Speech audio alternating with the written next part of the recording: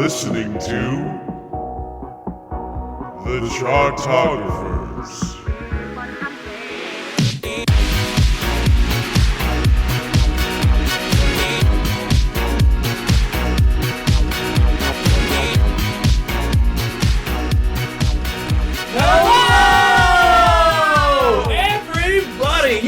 To the Chartographers. It is a music-loving podcast for music-loving people where we take every single album by a particular artist and we rank it from worst to first.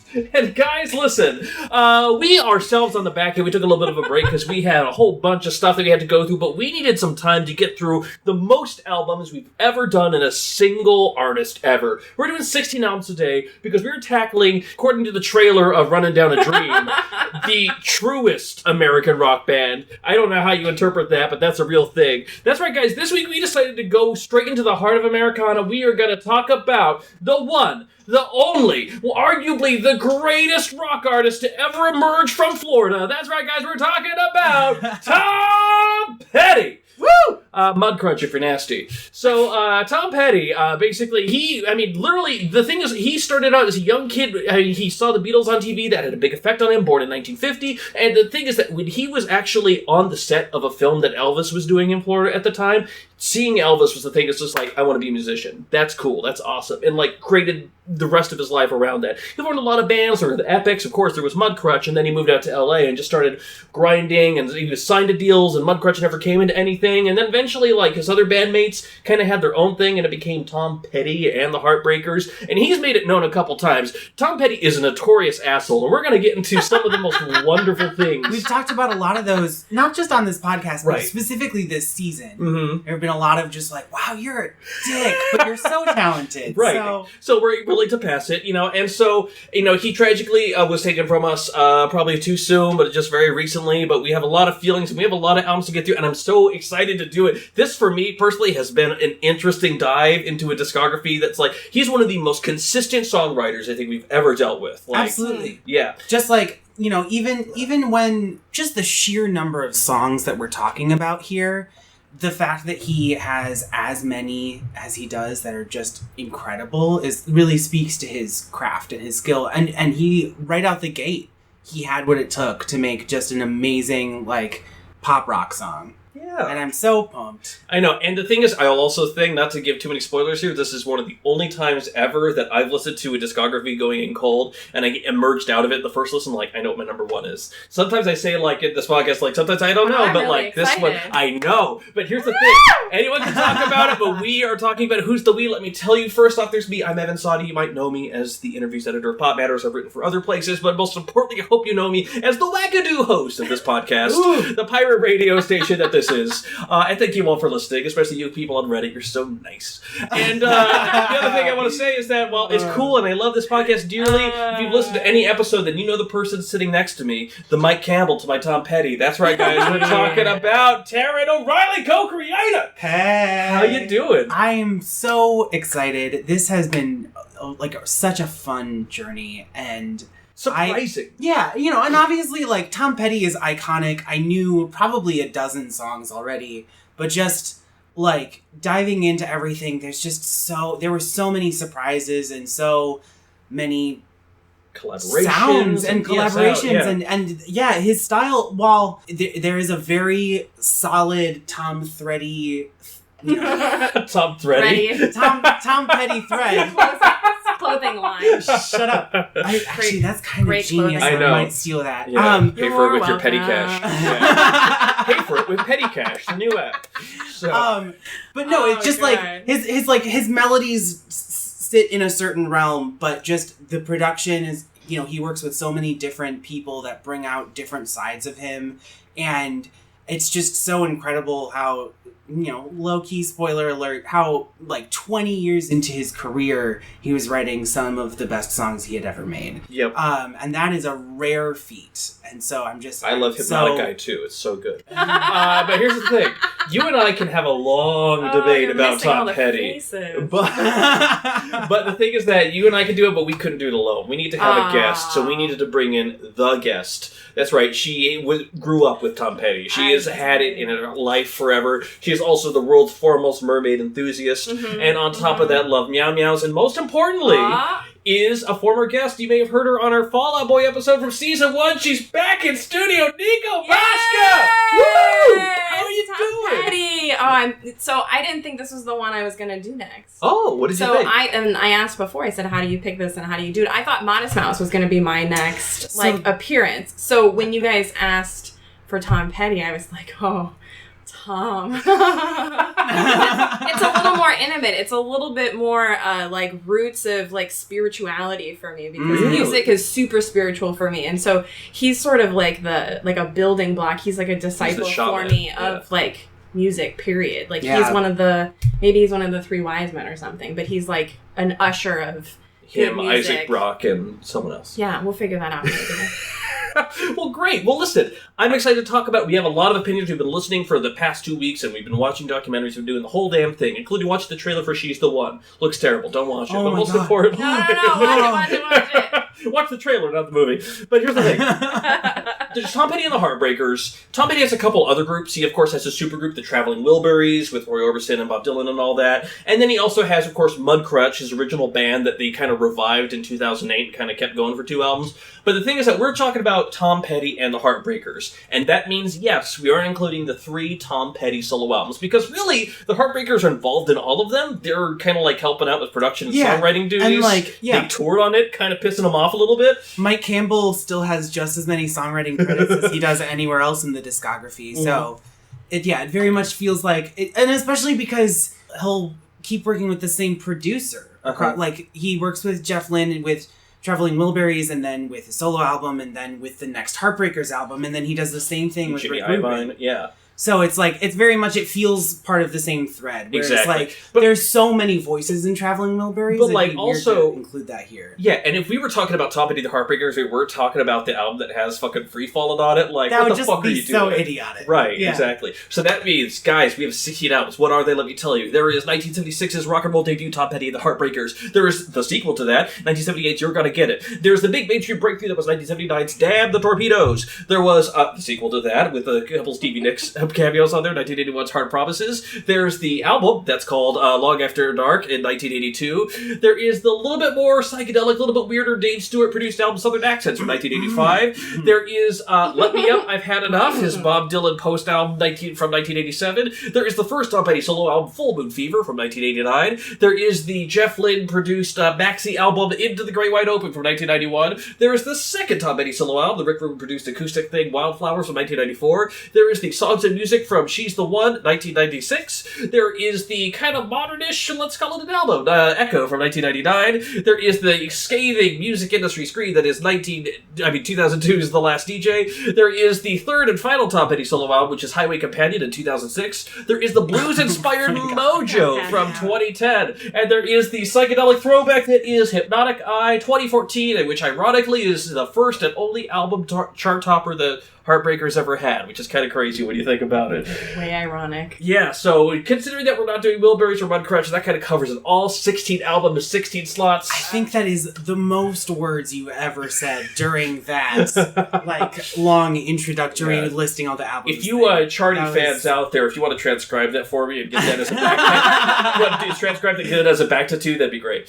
So most importantly though, we got 16 albums, 16 slots, and guess what? We have a guest in studio, so Nico Pashka. We're going to talk about, we're going to rank it. We're open to ideas. As always, I would love to hear some arguments because I could be swayed on a couple things. But number 16. Taran and I never agree. So I'm so excited for this. But just out of curiosity, what would you nominate as the worst Tom Petty album? Like a bloated raccoon? I mean, it's a toss-up. So I think I don't have any connection to Last DJ, and I never saw the movie She's the One. And so I think between those two, that's a nice, easy hack off the bottom. So I'd say probably one of those two. Okay. Well, there's a couple things to get in there. I think we could probably start by talking about The Last DJ. Because Tom Petty, he's been notorious for not really being down with the music industry, despite the fact that he's profited greatly from the music industry. He sold 80 million albums worldwide. Dude's very successful, which is great. But the biggest thing is that, you consider, Damn the Torpedoes came out after MCA got absorbed, MCA absorbs his previous record company, so in renegotiating his contract, he filed for bankruptcy, which created a loophole. He was, the first one to do that. Right. And, the music industry got scared. Yeah, And, he managed to successfully renegotiate his royalty rates, and then finally he was one of the first people making like real millionaire rock star money from his album sales. And then with Hard Promises, he found out that because he was so successful after Damn the Torpedoes, they're just like, you know what? We're going to raise the price of your album $1 to Penny tax. Yeah, and he was like, "Fuck that! I want the fans to have." He like held rallies outside the record company. Yeah, he was gonna. They were trying to raise it to $9.98, and so he was like threatening to either not turn in the album at all or name it $8.98. Yeah. They did a tour called like Lawsuit Tour, like Get Money Tour. Yeah. They made t-shirts and stuff, and they went around. Yeah, no, there are some really great stories about how he kind of went after the record companies. The great story about him picking his nails with a penknife to just sort of give this I don't give a fuck idea to the record company, and he never folded, and it worked. He never backed down. Well, and true. But also, I mean, there's Into the Great Wide Open, and so it's weird for the last DJ to come out in 2002 and to be this, like, just scathing, just like, fuck you to the industry. And it's weird, guys. It's really weird. It really is. Yeah, Bloated Raccoon weird. Like, it's definitely odd. It feels like it could have been made earlier. It almost felt like he wrote all these songs 20 years prior, 30 years prior, and, like, put them in a shoebox, and then, like, was like, now I'm feeling good about it. I'm gonna say something even ruder about it, and that it's like, it's not even like he wrote these songs years ago. It's like that he just, I mean... Wrote them in a weekend? Yeah, he wrote them in a weekend, exactly, and then there was, like, no sense of... Because he'd been putting out 15-track albums for a decade at this point, and so he was like, there was no sense of, oh, this isn't good enough, I shouldn't put it on here. You know, I feel like earlier in his career, there was some pretty good quality control happening, even on those very long albums. There were more things to come back to. On the last DJ, you have some of his worst lyrics ever that are just like, it's just like unforgivable. There isn't a single song on there that I can like say that I want to hear even a little. Yeah, Kevin maybe has one. Dreamville is like the production is better than the song. Is right. They produced it like it's this Beatles magnum opus, but then the song that they did that to is doesn't hold up to what they tried to turn it into. But also when you look at like Have Love Will Travel, is that seriously your song title? Also, The Man Who Loves Women. Yeah, no. Yeah. Oh, that song. Like, yeah. So, I mean, that's like songwriting 101. Like, you would turn that into Teacher, and he's like, "This is bad. Go back." Lost Children has like cool moments, but like even that can't be saved. And the thing is, earlier in Research Week, I was like listening to it just kind of like haphazardly, and I was just like, you know what? I don't know if there's like, it's hard to pick a worse song, but then like the more times I listened to it, things came into focus, and then I really focused in on Joe, one of the worst songs he's ever done. My name's Joe. I'm the CEO. You so put weird. pretty girls in the video. It's just so weird. Anytime he does like an affected voice, like on this or on Spike or on a couple other places, like it's just kind of like, Tom, I know you like. Please stop. Yeah, I know you acted Please in clap. The Postman, but like, come on, dude. Like, there's only so many characters you could do. What were you gonna say, Nico? No, I can't think of a single song, and you're even singing parts of them to me, and I'm just like, I don't even know. Yeah. I'm also feeling really satisfied that I got this sort of right. Yeah. Totally. But I will say, Look, I have a couple other things that are like in this area, but if you want to put Last DJ last, I am so happy to do that with you. And I do think it was a really tough, like, generally, I wouldn't have put the solo albums in here. I agree with it's all part of a vein. It all sort of, everyone contributed. But I think there's some, like, sunshine moments on those that just sort of take the legs out of some of these other albums. So it was hard to decide if I, like, took them out and did it, and then versus putting them back in, it was a significantly different like ranking, for sure. Well, the biggest thing for me is that like I have another thing that could go there, but if we're all in agreement on the last DJ, wait, now I want to know. No, let's just lock in number 16, the last DJ. Let's at least do that. And we're talking about 15. You nominated "She's the One," which is fascinating to me. Look, let's talk about "She's the One." Okay. Sure. I don't love this album, but it does have a couple of things on here where I'm enjoying what's happening. As anyone who's listened to multiple episodes may know, I am a huge Fleetwood Mac fan. And so I really like that he got Lindsey Buckingham to do backing vocals on this record on like 3 different songs. The opening track, Wall's Circus, is a rewrite of multiple better songs that he's put out before. but I still like what's going on with it. And then I am into, like, Grew Up Fast, Climb That Hill. Like, there's decent songwriting happening here still. And this is with Rick Rubin, so, like, you hear the drum machine on Angel Dream, and it's just so out of place for him that I kind of like it still. Yeah. I'll say, honestly, she's the one kind of surprised me this week, genuinely. Like, the fact that Climb That Hill is, like, such a solid, like, late-era single, and also Change the Locks is a Lucinda Williams cover on there, and, like, it fits him so perfectly. You have that long, those long, drawn-out country guitars. It feels so Heartbreakers-y, even when he does the fucking Beck cover later on with Asshole. And the biggest thing about this is that... I really like that Beck cover, too, because he kind of takes what was originally, because doesn't Beck have like a filter on his vocal a little bit? It kind of sounds like it's like playing off of a tape, almost kind of. Well, whereas like this one feels a lot more clear. It's recorded again like a Beatles track. Yeah, and I like the clarity that that gives it. Mm-hmm. But I mean, we're talking about like another medium ranking album. Songs. Exactly. Like, California, I don't know what that one's about. It's but, like, terrible. Yeah, but even, like, honestly, A Zero from Outer Space is so wackadoo goofy. Isn't that the one that's like, I'm insane? And he's talking about kicking the dog and snatching wigs. I don't know, it's one of the things where, like, I like it when he lets go a little bit. Like, I'm kind of okay with it. It was the only album on here, on the list, that I had never heard before, ever. Yeah. Yeah. Well, here's the thing. Was like, not moved. It doesn't have to go extremely high for me. I'm going to fight for it a little bit. All right, yeah. But the one thing I will say, and this might be controversial, the only other nomination I have is this little album called Mojo. And the biggest thing... There was clapping. He has been waiting to tell me that for like 45 minutes. Basically. Just so everyone's clear, that's like a 45-minute climax that has just come to head. Yeah. Earlier, Nico mentioned that she like rediscovered that this week and wants it on vinyl. Mm-hmm. Which, okay, so I will say... I totally stealing your thunder. It's amazing. I see both sides of this, and I'm gonna let you keep going in a second, but I just want to say that I'll let you finish. As far as like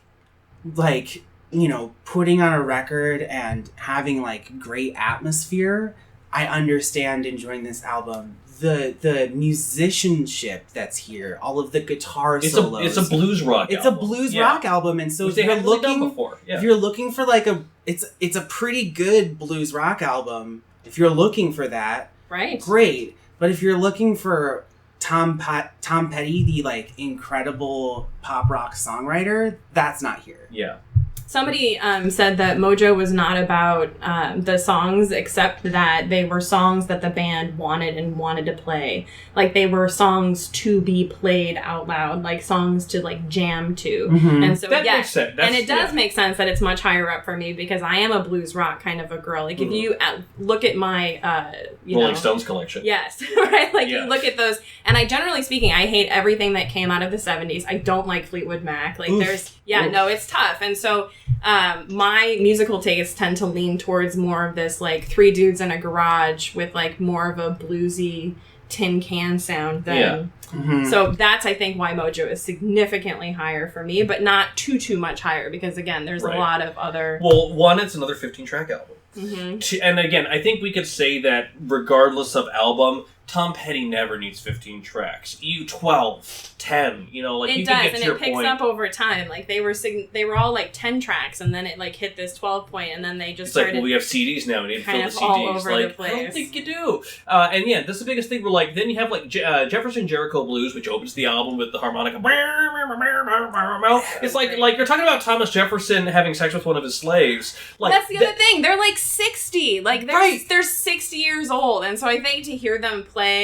I don't know. I also have this like Joe Biden uncle feeling to it a little bit. I said that to Brie, and she was just like, "No, I don't think that's true at all." But I just like your uncle who like plays guitar and like had a lot of mojo. It's Dead Rock, and, like, the album. Yeah, no, yeah. And so it does it. It's very loose. Like you were saying, like the production on it isn't super great, and it just feels like we got drunk at the wedding and we wanted to show everybody that we could still play these songs. Well, I think I was reading that they tried to not do overdubbing. like, they played the song, and if it wasn't right, they just started over and did a completely new take. Yeah. And so I think that's why it's so loose, is because there are a lot of albums in this discography that are quite produced. Yeah. A few that are, I would agree, are overproduced. And so I think that's another reason why Mojo is resonating with you so much, is because it is just musicianship on display. Yeah. There's not, like, a ton of producer tricks. There's not a lot of, like, weird synths happening, which can either work or completely kill songs here. Right. And, like, there were times, like, near the end of I Should Have Known It, Mike Campbell's just ripping that guitar a new one. Like, he is, like, soloing like a bad mother. I'm just like, holy shit, this is awesome. There's a couple solos on First Flash of Freedom, too, where I'm like, okay, I fucks with this. Yeah. Like, this is... He replaced Lindsey Buckingham at some point. Mike Campbell did. Oh, he did? Yeah. like, the touring? Towards in the 2000s, right? Yeah. But I see a lot of overlap there. And so I think that, like, the Tom Petty and the Heartbreaker stuff is, like, the grittier version. I guess Stevie Nicks always said that she wanted to be in the Heartbreakers, yep, and they kept saying, like, no chicks allowed. But funny. I like that, like, raw, like, grittier blues, like, swamp rock sound, and then some of the... But, like, honestly, if you told me to sing a note from US 41 with the gun in my head, I'd say, tell Taran I love him. Because, like, that's, like, I would be able to. And also, the thing is that, like, Last DJ has Joe, which is such a heavy anchor that, like, weighs that album down. This has Don't Pull Me Over. Which is just awkward. Which is this like, awkward kind of reggae style, like, you know, like, Don't Pull Me Over, Mr. Officer it's pretty thing. rough. Yeah, no. But that's another one that I was like, how did this end up in, like, the 2010 on the fucking album? blues album, too! But, like, this, you could have put this somewhere else. So sometimes, I feel like that happens a couple of times where you're like, how did this song end up here? Like, I'm always shocked that Breakdown is actually, like, from the first album, because it just sounds so different. Like, Breakdown could have been on good. Mojo. Yeah. Well, in, like, a really tin can kind of way. Yeah. Well, here's the thing. We're 22 minutes in. Oh. You voted She's the One, but I have it pretty high. I voted Mojo. You have it pretty high. Taran, either you could deal break, or there's something else. Come on, Hypnotic Eye, you guys. Yeah. No, I'll agree with that. I mean, okay. Look, Hypnotic Eye, in my opinion, you know what? No, I'm not even going to say that. There's just, I mean, it's They're slightly trying to do a Doors better. album, kind of. Yeah, and there's, like, you can hear where they're going for. They're going more back towards songwriting than like they had on 60s psychedelic Mojo. garage shit. Yeah. But I just like the I mean, he's quite old at this point. Yes. And the vocal takes aren't selling it. They are raw. And the riffs are like there, but there's just something manufactured about this record. And I just even like the highlights ? Like Fault Lines, Red River. Yeah, Fault Lines is good. It's gonna have a nice little like groove to it. That's when I get the Doors feel from it. It's Kind the of only- keyboard, yeah. I'm into the riffs on You Get Me High a little bit. Kind of like Shadow People, but like Shadow People. I don't even remember. yeah. Shadow It's kind People. of a drawn out little rock. Yeah, it's a little more subdued. Yeah. But still, I mean, I just if there is disagreement on these other ones, I think Hypnotic Eye is a I think we really can all easy. agree. Another Yeah, easy bottom choice. Well, I have a feeling. Let's like maybe Nico and I can kind of like hold off on like our two alternate picks. We'll like maybe put them side by side a little bit later on. But because honestly, like as much as we feel these ways about things, I think we can agree on some other generic ass albums. Oh, for sure. That have occurred. Yeah. So number 16, Last DJ. Number 15, Hypnotic Eye. I think we're good. Yeah. But here's the thing. So here's the weird. I want to talk about Tom Petty's career as a general. It's like he has these moments that strike, and then he repeats these moments over a couple albums. Yeah. Like Tom Petty and the Heartbreakers, the solo album. I mean, the first album is like kind of this like burst of like. It's kind of like raw. It's like a mix of the Ramones and the Byrds. It's kind of like 60s psychedelic with a little bit of punk attitude. Like I get it. It's great. And then You're Gonna Get It from 1978 is like the same album again. Mm-hmm. Like it's kind of the things where it's like, cool, you're still in a good songwriting place, but it's kind of... And the same thing happens with Damn the Torpedoes and then the two albums after, Hard Promises and Long After Dark. They're kind of like rewrites of this new icon he had. There's just a lot of that in his discography. He hits a high point and then he repeats it for a couple of albums. Like that's the thing that he does. So when I think about it, some of those generic like rehash albums kind of come to mind when I think about lesser ones. So let me just talk about Echo real quick. So Echo was the album from fucking 1999. It was the Rick Rubin produced kind of like in the alternative rock era, whatever kind of thing. And you know, as Taran pointed out, and I had that moment earlier this week, man, did no one tell him he was singing about elephant balls at one point on this fucking album? I cannot believe, because this is a Heartbreakers record, which means that he had, at this point, I think 5 other band members and a producer, and none of them were like, maybe not with the elephant balls lyric. On Rhino Skin. Maybe we just leave this song off the record. I mean, I cannot believe that went to print. Yeah. And it especially is upsetting to me because honestly, this album surprised me with one of my probably like top 10 Tom Petty songs in Room at the Top. Wow. It's pretty, isn't it? I really like it. It starts out pretty like, you know, subtle, and then the like pounding, almost like Ben Folds style, like piano comes in, and then there's like a guitar solo followed by an organ solo, and it just like, it really does it for me.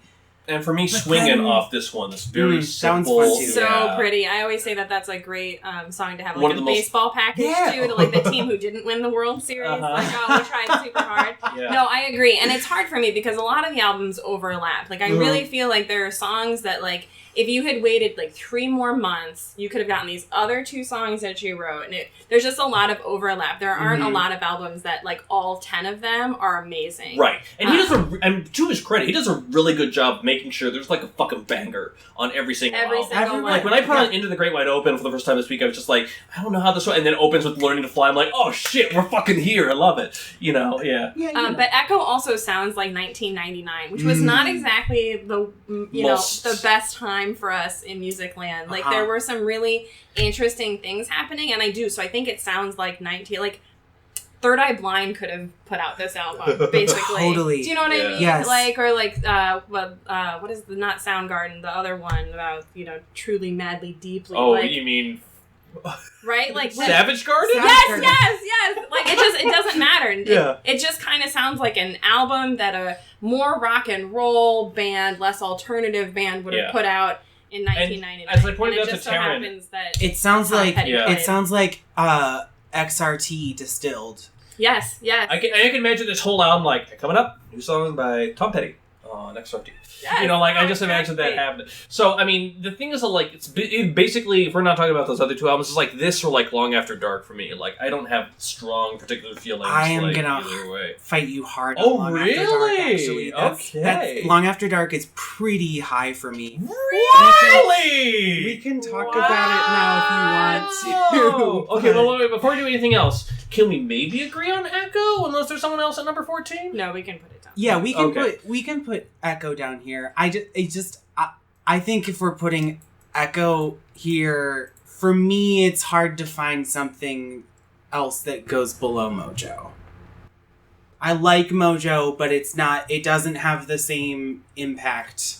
Well, I think we can be very cordial here. I think maybe if we put Mojo at number 13, since it's a little bit higher than what we previously said, I can maybe put She's the One at number 12, at that one there. Yeah. I still have a great affinity for it. It's surprising me so genuinely this week, but I have a feeling if we're going to be at odds about this... Yes, no, and I think we're all leaning towards the earlier stuff anyway, and so I think you just start taking... Well, and the thing is, I don't think we're leaning towards the earlier stuff. I think the earlier stuff genuinely is better. You know, because I feel like again, we talk about that one thing, and I feel like I'm going to mention it again. A lot of times when a lot of people start out as bands, they start out as songwriters, they always want to have something to say. But when it becomes your career, when it becomes your fucking job, after a while you kind of become like, you know, it's your day job. You write songs because you have to write songs. It becomes more of a compulsion. It becomes more of a craftsman than you are a songwriter, you know? Although, the story about Mary Jane's Last Dance is one of my favorites, because he had to write that one, too. He had to? It was contractual. He had to put out the Greatest Hits album in 93, and then he had to add a new song to it, and they were like, no, I don't want to do this. Like, why would you make me... How do you do this? How do you pick a song that's going to be like the one? And he almost didn't do it. And then I think it was Rick Rubin who was like, no, you're going to play this and it's going to be unbelievable. And it's the album that's like sold more than any other album. Oh yeah, it's gone like 12 times platinum. Yeah. And also, I mean, we'll talk about the Happy Hour mini-so, but Mary Jane's Last Dance is such a banger of a fucking really song. Let's dance to Mary Jane. I just think how different all of those bangers are, and we'll talk about them, but they're just so different. And then when you hear them in other bands' songs, like he's been sampled a fair amount too. For also, Last Dance from Mary Jane. I was listening to it earlier, and I was like,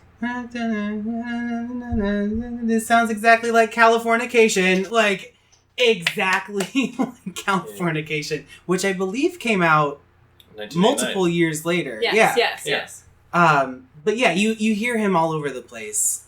Cool. Well, listen. Number 16, Last DJ. Number 15, Hypnotic Eye. Number 14, Echo. Number 13, Mojo. Number 12, Songs and Music from She's the One.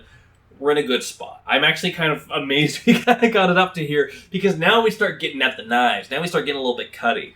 Now, I threw something out there, but I really kind of want to hear, Nico, if you had your druthers, number 11 of the remaining albums, what would you tell us in there? Hard Promises is tough. Okay. But Long After Dark or Southern Accents. This kind of area. Yeah, we're in a, like... an iffy... Yeah. Okay. Yeah, but yeah, Long After Dark is not that high up for me, so now I'm... Very curious for Taran's defense of it. Very curious. Yeah. Okay, so I love You Got Lucky. It sounds like a Eurythmics song. Yes. But it like completely works. It's again like very much surprised me and is probably like in my top 10. And I'm really into, I think One Story Town, he uses that template better on other records, but it's still, I really enjoy listening to it. There's some great guitar work from Campbell. What else? Oh, Finding Out. Finding Out almost feels like an Arcade Fire, like indie Strum rock, along, like strum along, like, and then how it builds and explodes at the end, like very much feels like, I don't know, it just really, really works for me. I like Straight Into Darkness. I like Change of Heart. I think this album is pretty solid for me. So what I think it's essentially that we're debating the number 11 spot, and you just thought you could just take it away with your money and your cocaine. But let me tell you something. Okay, so here's the thing. You mentioned that though, and I just I feel bad. I feel bad because again, we're dealing with 16 albums, so things are going to be a little confusing. Why are we not talking about Let Me Up, I've Had Enough? I'm sorry, that immediately jumps to mind in terms of just random ass fucking albums. This is the album that they did right after they were touring with Bob Dylan, and it was kind of a humbling experience for Tom Petty after he had a band meeting many years ago where it's like, guys, I'm the fucking leader of the band. And like, okay, fine, whatever. But here he is being the sideman for Bob Dylan because he's fucking Bob Dylan. You're going to be the sideman for him.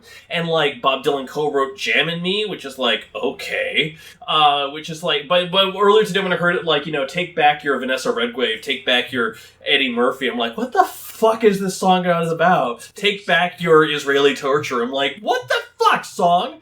But the thing is, then you have Runaway Train, this little electro pop number that's kind of thrown in the do do do do do do do, and it's just yeah. But again, once you get past that electro intro that is very 1987, it sounds just like a Tom Petty song. Yeah, it sounds like a Tom Petty song that he's written again 4 other times better. But this is still the third Xerox copy of fucking Damn the Torpedoes at this point. And all mixed up is a fine song, but I don't know the rest of this album. Especially because Southern Accents is so produced. It has by far the most musicians credited. Yes, and the most texture and the most color of any Tom Petty album. Which is both a good and a bad thing. We'll get to it.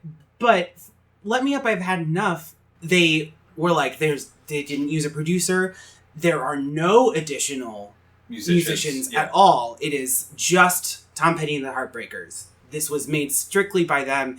And I think, especially knowing how much producers can bring out of him on records that we will be talking about later, it's so much precursor. It's always precursors. We gotta build up the drama, baby.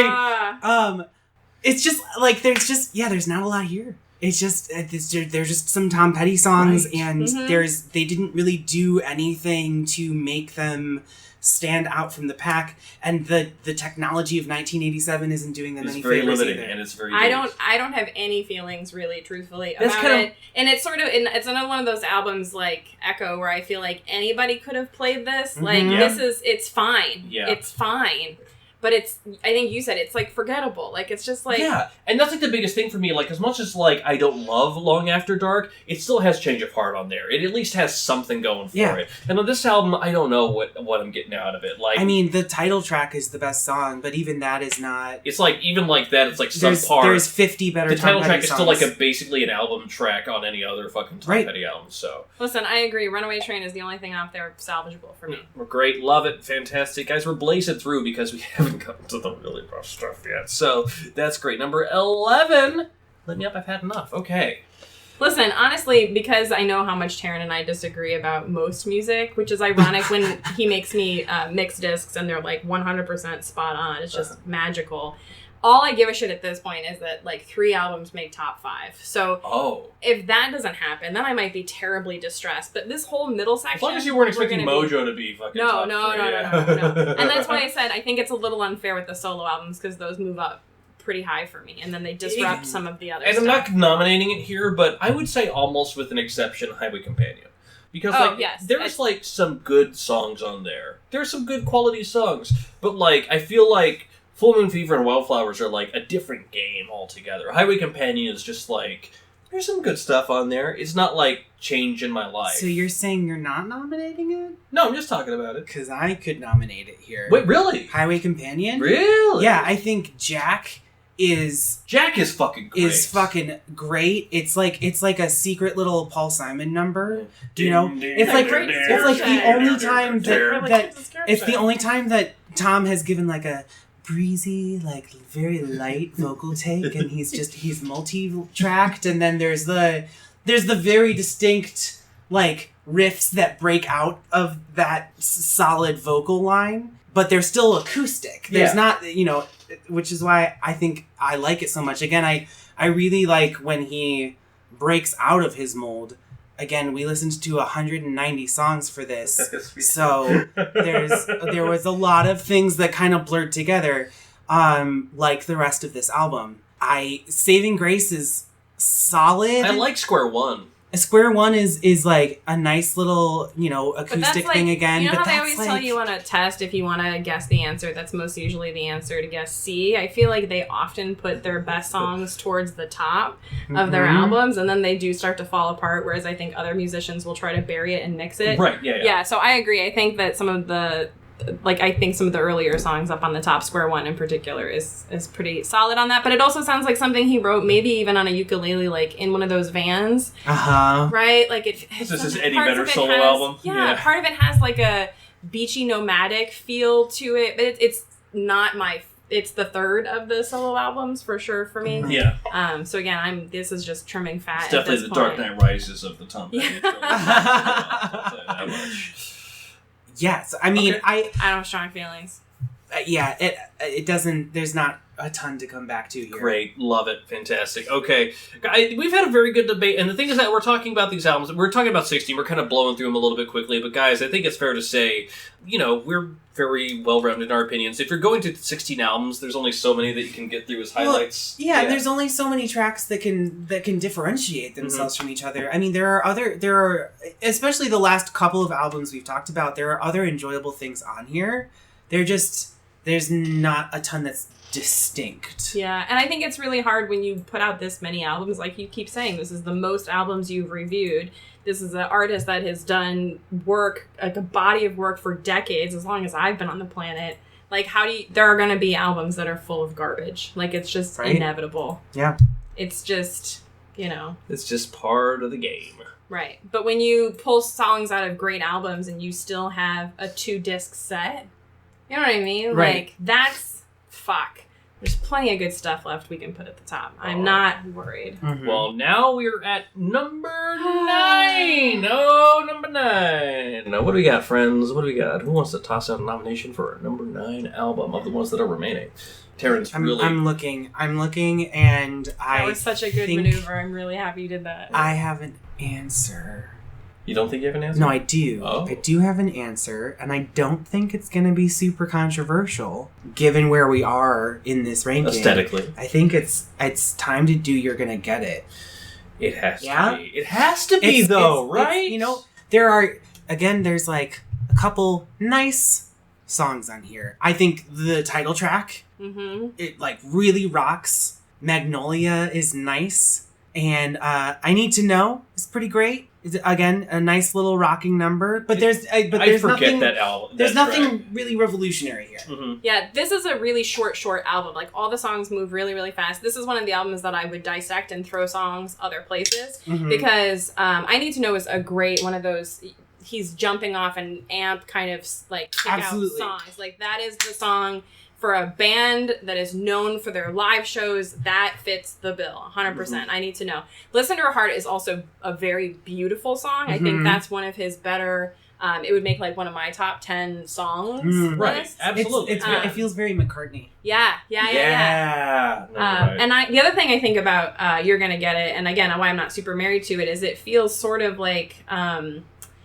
he had this like fascination with like cowboys and cowboys who played guitars, and then that became like gritty rock stars. And this just feels like a gritty rock. It's fast, like it's. There are 3 songs on it that are great, but they should have been on another album. But yeah, Listen to Her Heart, I Need to Know, and Too Much Ain't Enough actually is also great, but it's like 1 minute and 39 seconds. Like it's it's a quickie.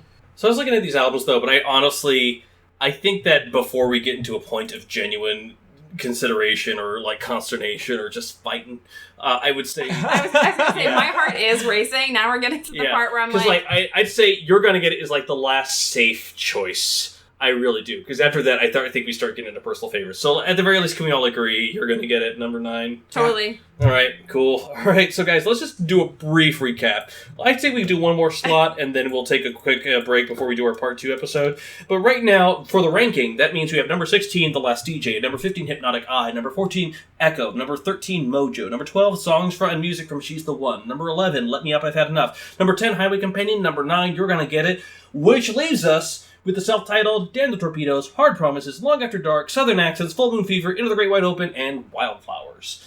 So we're halfway through. I think we could do one more slot, and honestly, I just read off the names of those albums. And looking at all of those, and every time I read one of those album titles, moments and songs and things like that came to mind. Sorry, babe, but Long After Dark is the one thing on there that just kind of weighed down a little bit for me. It was just...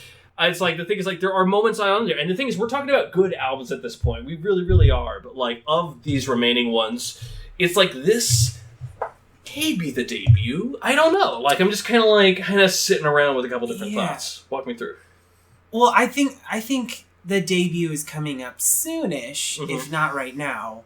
But for me, I think Hard Promises is a rougher album than Long After Dark. The Waiting is a classic, but I don't love it that much. I love it. I think that the vocal takes on Woman in Love ruin what could have been a very nice song, because there's multi-tracks on the chorus and they are not in key. And it's like really difficult for me to listen to. I know it's 1981, so like obviously they weren't pitch correcting, but like a producer should have caught that and found the take that was causing that dissonance, because it really bugs me. On the flip side, though, I will say I love Night Watchman. It's pretty. Yeah. I love all of the like guitar picking that's going on in there. Rich. Yes, it's very rich. Very rich. It's and the flush. Stevie Nicks duet, Insider. It's fine. Yeah. Satisfactory. Yeah. Stop Dragging My Heart Around is so much better. Oh, yeah. There's that no Insider denying kind of that. lets me down. Which was a song that he wrote and was on her debut solo album, Belladonna, which was, of course, another one by producer Jimmy Iovine. So they had a connection. They knew what was going on. But, yeah, and that's just such a great fucking song.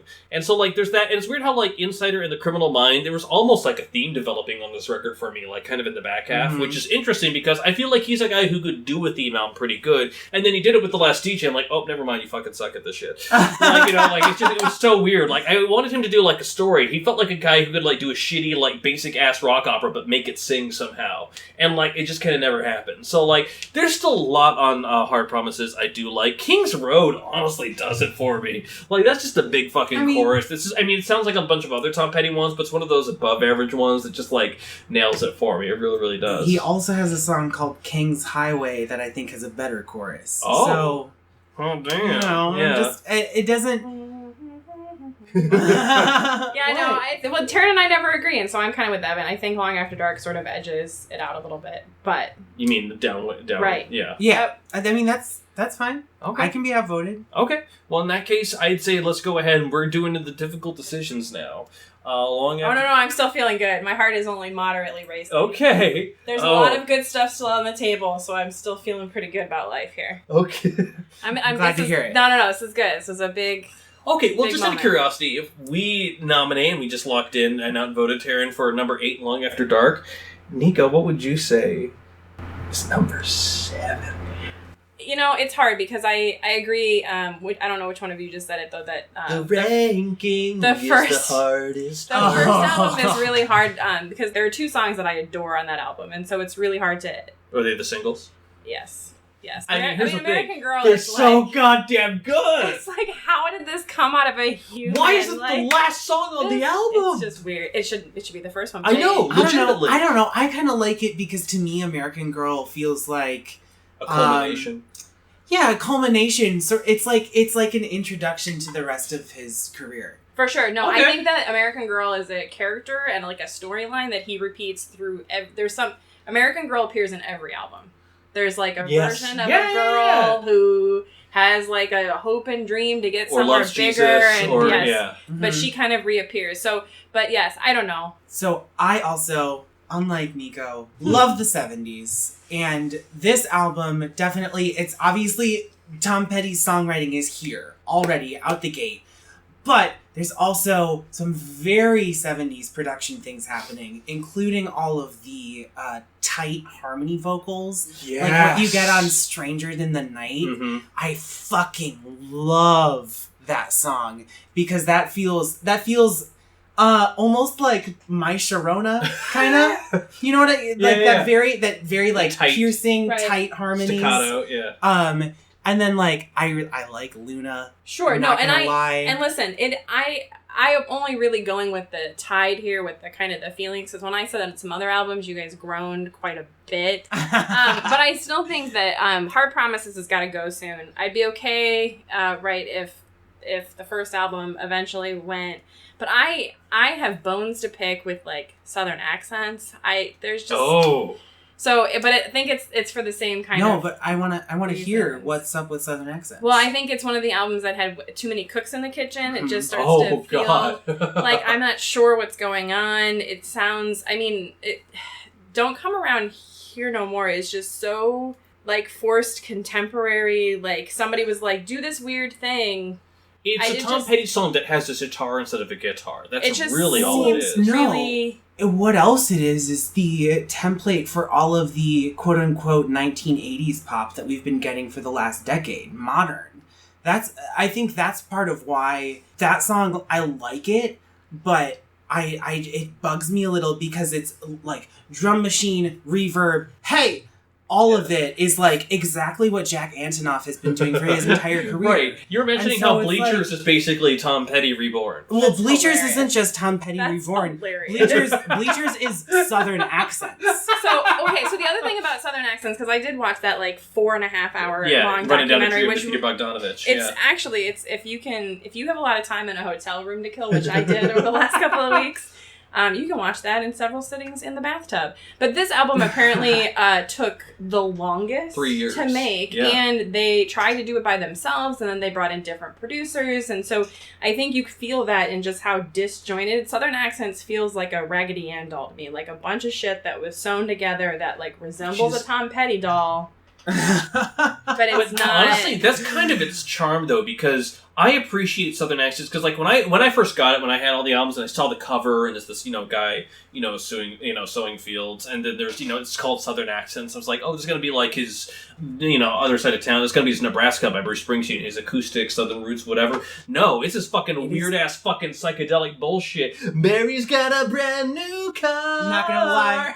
Fucking love that song. I do. I really like that song. And you know what? It's the horn. It's the saxophone. That helps. I will give you that. I will give you that it's a terrible Tom Petty song, but it's just a fun song. Mm-hmm. And so, like, the thing about this album is that I like macro pop. I like when you throw everything at the wall and just like there's so much happening with the orchestration and the production, and there's different synth lines coming in and out, and that's what this album is. But I think that was very uncomfortable for Tom Petty, and so none of the songs reach the heights. Even if I think that as an album, personally, I think this is better than a couple of the other things we have left. I also understand that if we're talking about Tom Petty, it's a weird step, and it doesn't get called back either. It's this tiny little odd microcosm of overproduction, and he very much was like, I hate this, and never did that again. Yeah. Well, I mean, except with, like, Full Moon Fever, though, I would argue, because, like, with Jeff Lynne, he explores a much... But there was a singular vision. Yes, there. I would agree with that. There was Tom Petty and Jeff Lynne, and they were making this thing, and it worked really well. Whereas Southern Accents there was Tom Petty, and he was kind of trying to find his Jeff Lynne, and he tried a bunch of different people, and so it's pretty disjointed overall. So that's, I mean, for me, Southern Accents could go anywhere in the next, like, 3 slots. Right. Yep. And because of its boldness, I give it just a little bit of an edge there on that end. But, like... But it has Spike on it. It does. Oh my god, look at the albums we have left. Oh, this is so fucking hard. That's what I'm saying. So, I feel like these albums for me, and there's still a couple left that I would consider, like, the serial part of the Lucky Charms. I'm still left with so many marshmallows. Like, there's like... I love that. There are at least 3 more albums that I'd be like, I know, and I think at this point, though, now that we're down to this point, I think I know which ones they are. So, but, like, the more I look at it, it's hard for me, because I like, if we put Southern Accents here, Hard Promises has to go next. I think has to go next. Because Hard Promises, for me, remember, was below Long After Dark, which we just I would put Southern Accents above Hard Promises, personally. I know, right? We're at the point. No, I'd let you do that. Okay. I would totally agree with that. If only because not being afraid of trying new things. Okay. Right, exactly. And that's the thing where, like, I feel like he at least used certain touchstones off Southern Accents later on in his career. And you can argue that the fact that him doing that doesn't necessarily make Southern Accents by itself a good album. Just called the Mojo album Southern Accents and made it better, but...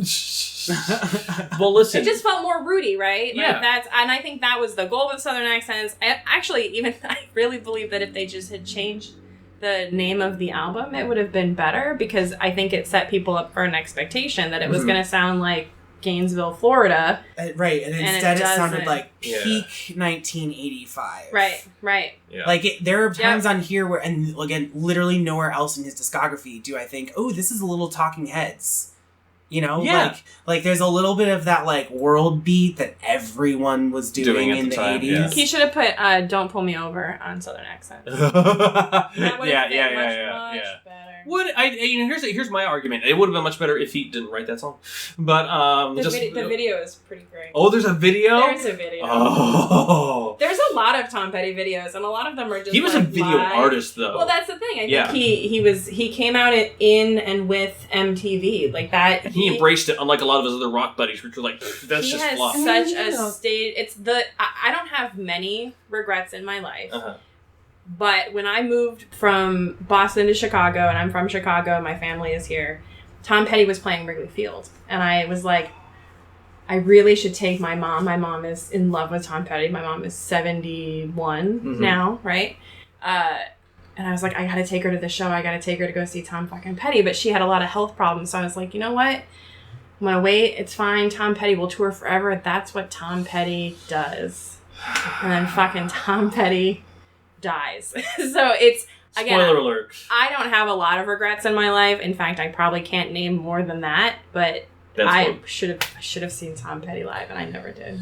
Well, the one thing I don't think you can regret, though, is the ranking that we have finished for part 1 of this episode, which is number 16, The Last DJ, number 15, Hypnotic Eye, number 14, Echo, number 13, Mojo, number 12, She's the One, number 11, Let Me Up, I've Had Enough, number 10, Highway Companion, number 9, You're Gonna Get It, number 8, Long After Dark, number 7, Ha Promises, and number 6, Southern Accents, which means we have 5 albums left, 5 slots. What are they gonna be? You gotta find out by listening to the part 2. That's coming up right after this, but in the meantime, though, Nico, thank you for being here. Oh, man, this is great. We get to keep going. I know. She's excited about part 2. We're getting into the good. Oh, I know. I know. I am so happy, though, because, again, I really didn't think you and I were going to line up on any of this. And so the fact that so many of the ones I wanted to survive have survived, I'm feeling very good about life. I'm feeling very good. Yes. Well, I'm excited about it. And if you're excited, do us a favor. Please rank us on iTunes. Anytime there's a good ranking on there, it helps elevate the visibility of the show. It's awesome. Or, like us on Facebook or find us on Twitter or do all the different things you want to do because that's what we do here. In the meantime, though, guys, keep on listening because you know that we'll be seeing you in part 2. Goodbye. Heat of the moment, I thought that I could myself.